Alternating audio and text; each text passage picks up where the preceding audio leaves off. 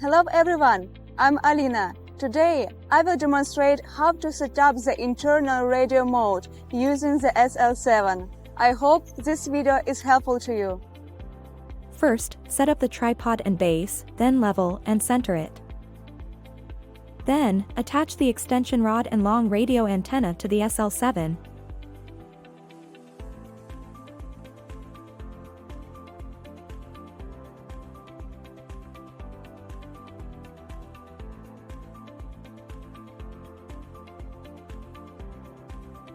And place them on the base. Level and center the base again. Measure the height from the control point to the base station. Then, power on the instrument and connect it to the base station via NFC.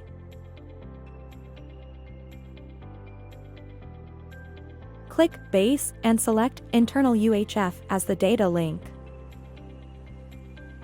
Since we are setting up the base station at a control point, we select Set by Point.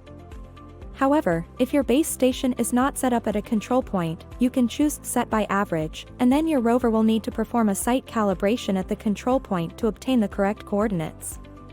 Next, we'll set the target height.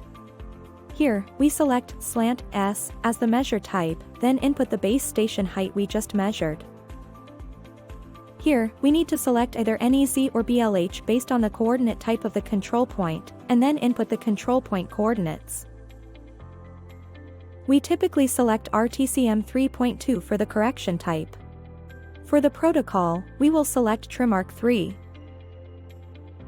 The default channel is set to 16.